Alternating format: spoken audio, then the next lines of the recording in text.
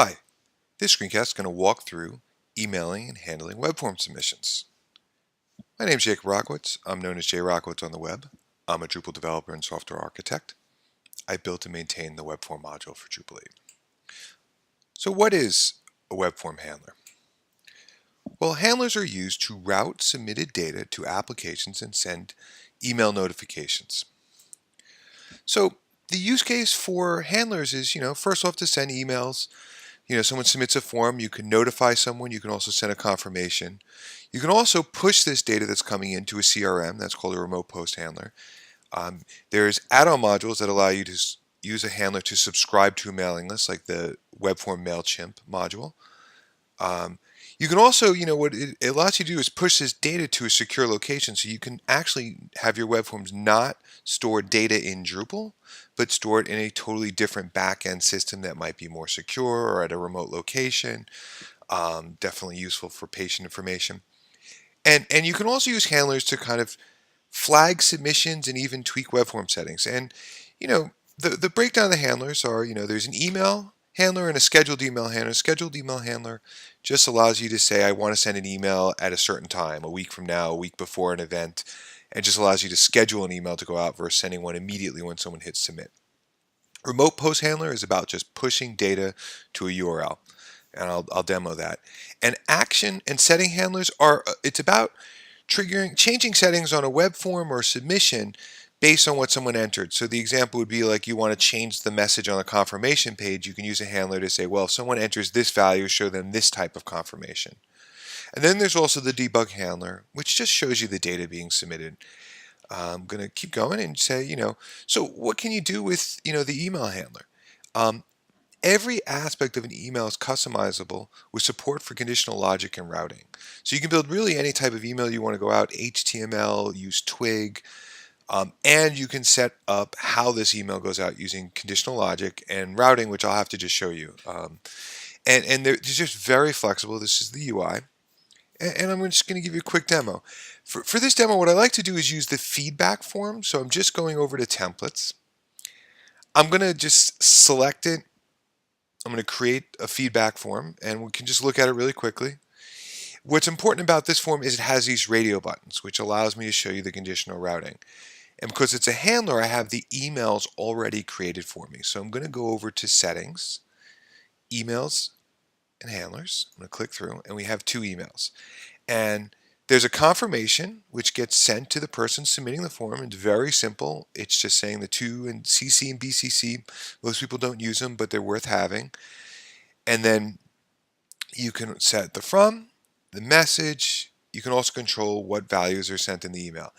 What I want to get to is the notification, because what gets interesting is if we click Edit, you're going to see when you get to the to that you can set routing based on like a select element, a radios element, any element that stores options. And basically when someone selects an option like comments, and I'm just sending them all to the site mail, but you could say comments at example.com and send it to someone specifically who addresses comments or bugs you might send to the IT department. And then there's even support for other, and then there's a default email address. Now, this is a very easy way to route emails, and you can use conditional logic to get similar behavior, but I kind of, this is for routing to email addresses. If you want to do conditional logic, what you can do, I guess the example would be, let's say you wanted to send someone a confirmation. Okay, this confirmation here. You want to say to someone, well, they found a bug, and you want to say, well, really sorry you found a bug, versus giving feedback.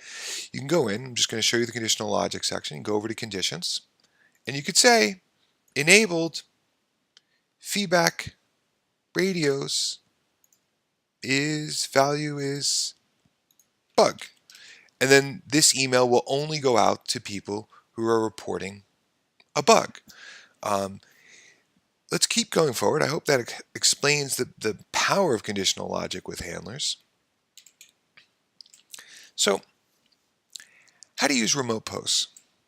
The remote post handler allows submission data to be pushed to any backend application, basically any REST API. I'm going to keep going. So, any data anywhere, and that's the UI for it. I'm going to show it to you. We can stick to this form. We just have to note that this email probably won't get sent because I set up the conditional logic, but I'm going to add a handler. I'm going to add the remote post. So it's a remote post, and I'm going to take this CRM demo URL and put it in, and it's going to be broken. So you know what, and I'll walk you through this. So there's these different moments in a submission. When it's completed, and that's usually what we all want to do, when someone finishes filling out a form and hits submit, because they also have moments where they preview it or they go in and update it or delete it.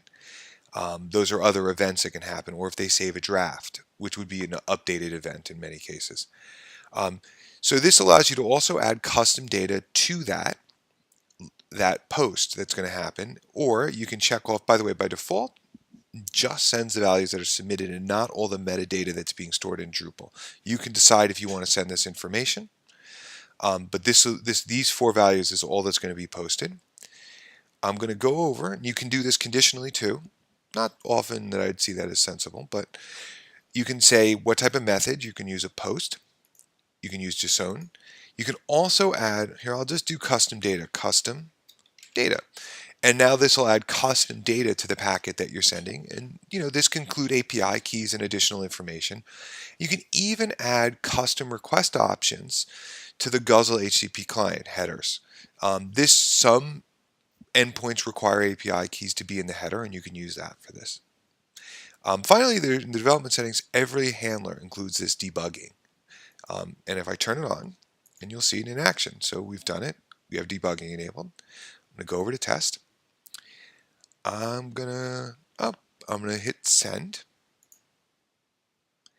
and it failed because this isn't a valid URL, but it gives us all the information, the response code, what's been sent. You can see my custom data is there, the data that's been submitted. It's not CloudFront, and it throws an error and says unable to process a submission. Please contact the site administrator. I'm gonna keep going.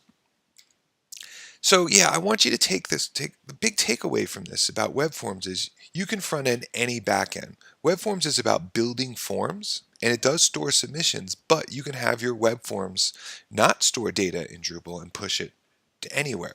So you could have this be a front end to a CRM or even a rich database application where you're collecting, in my case, clinical data. So some things, exercises to think about while you're playing with handlers. You should add an email handler to a web form. Definitely experiment with the conditional routing and conditional logic. Use the remote post, and then you should explore the actions and settings handlers. So like in the actions handler, you can flag a submission. So if someone enters a certain value, you can have it starred and send a warning. And then also you can figure out how to send emails when it's only being updated. So after the email's been submitted and someone goes in and makes a change after it's been saved, you can send emails just at that specific moment, and that feature is also available. That's it for now. So you can learn more about me at jrockowitz.com. Have fun playing with the web form module.